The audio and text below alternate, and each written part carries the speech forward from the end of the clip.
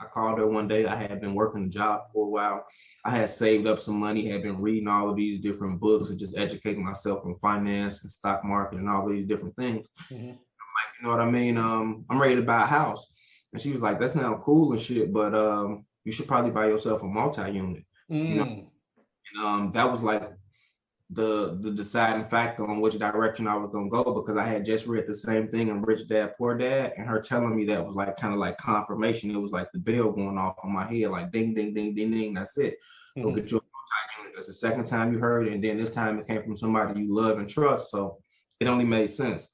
And she was like, go look into this program called NACA. They're a program where you can, you know what I mean, get in with them, no money down, et cetera, et cetera. And I'm like, oh man, that sounds too good to be true. But she was like, it's legit. And I promise you, you know what I mean, if you do it, you're gonna be happy. So I went through the NACA program, and my first property, I ended up getting me a 4-unit property Nice. in a very nice Chicago suburb called Forest Park, right outside of the city. Great amenities, access to the Green Line and the Blue Line train system. The expressway gets you downtown. 10 minutes, Walmart, churches, malls, everything in the area, really nice schools. I got a really good price on it. And in addition to me getting a good price on it, I didn't have to put any money down on the property.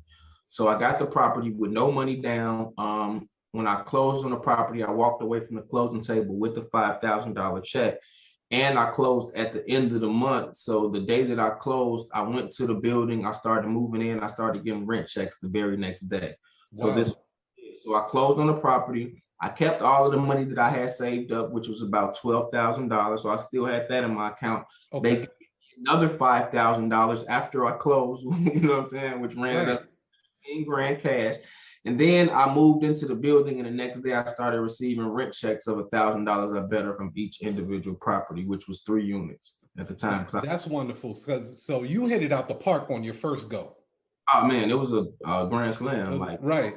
Okay, so let me ask you this. How important was your credit for you to acquire that first piece of property? Was it? Well, with the program that I went through, it didn't really matter about credit, because they're more so concerned about your debt to income ratio and what's on your credit. So your credit score doesn't matter, but they don't want you to have any debt on your credit. So like no collections or anything like that. You can get by even with student loans and stuff because you're paying that, but it will just go against your debt to income ratio, like what you could afford towards a home property.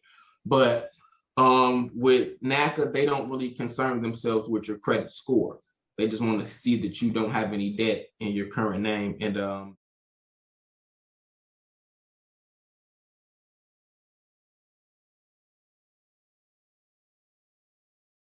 so my audience, I have a large audience of notaries, right? And okay, they're constantly looking for different ways of marketing themselves, but they always overlook it because copywriting is a stealth type of craft, right? It's like you don't see words the same. Donnie Bryant started kind of training me a little bit about it. And I started, handwriting, copy and stuff like that. And it was just like, I created one landing page, one. Oh, good for you. With some copy in there. I used to just throw words together, right? Yeah. No conversions whatsoever. Yep. Now that I understand copy a little bit, that same landing page will start creating money. I'm like, this is freaking amazing. Like, if notaries would know about this would change everything for them. Yeah. So like for websites, they would find copy there, correct? Absolutely, yes. What other places would they see copy?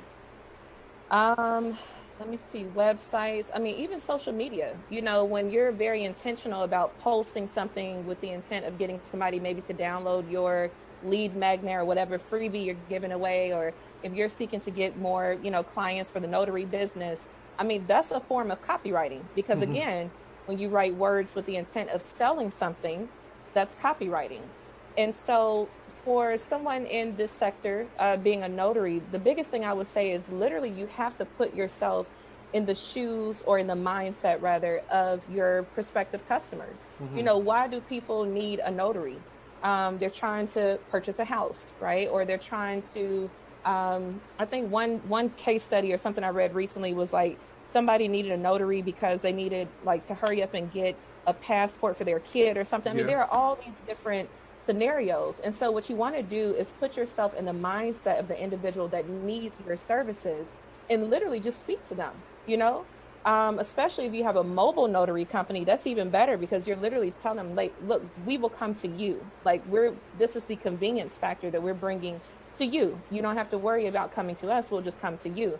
But that's the biggest thing. I tell people all the time, a lot of folks mistakenly assume that to be successful as a notary, as a copywriter, it means that you have to know how to write grammatically correct. Mm-hmm. That's not true. Actually, the success factor that comes with being a copywriter is empathy. You have to empathize with people. So the more that you're able to hone that skill of empathy, the better you are at being able to sell people your products and services through words.